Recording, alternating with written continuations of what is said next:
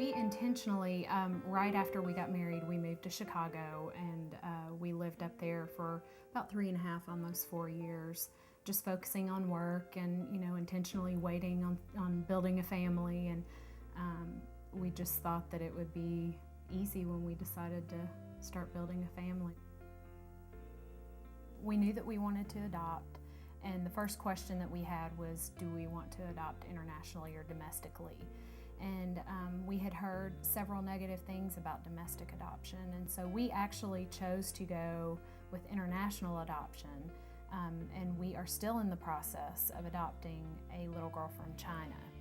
Initially, when we started the process, China was not allowing concurrent adoptions, and it's taking so long that they decided to waive that, and they're now allowing concurrent adoptions. So we decided that we would try to adopt domestically.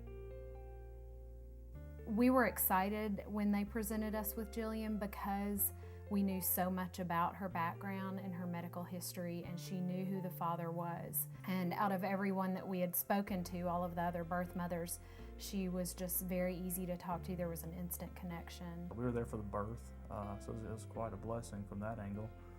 I got to cut the umbilical cord, and she got to be there in the room, so did I. But I mean, it was a fun experience. Adoption is a wonderful thing to everybody who's involved with it. And if I ever questioned God's love for me, I don't know.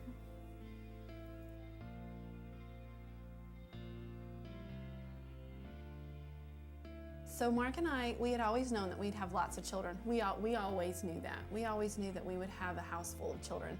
And so it was kind of heartbreaking that we couldn't have any more children after Mitchell of our own. So we just thought, you know what? We're just going to adopt children. We're going to grow our family through adoption. And so we just took that first step of faith and said, all right, we're going to fill out the paperwork. And we didn't know quite what country, but then you take the next step. And just like anything you do in faith, God just opens the next door. And the next door, He's just waiting for your obedience. We adopted Anna when she's 12 months old. And then a couple years later, of course, we decided to go back through the adoption process again. For Brooke and Mitchell and Anna, all three, I think watching them go through the adoption process and go there with us was them seeing that we love our children no matter adopted or not adopted. I remember having the same discussion with Shelley when we had Brooke. When she was pregnant with Brooke. We would have, how are you going to love her and what's it going to be like? And then when we had Mitchell, or she was pregnant with Mitchell, you think things like, well, are you going to love him the same way you do your first? And then when he's born, I mean, your heart just has more love. I don't know how to explain it, other than God just gives you that love. Well, then when we went to get Anna, then it's a little different situation. And you think in your heart, well, can you love her the same as you do Brooke and Mitchell? And then you get her in your arms and it's no different.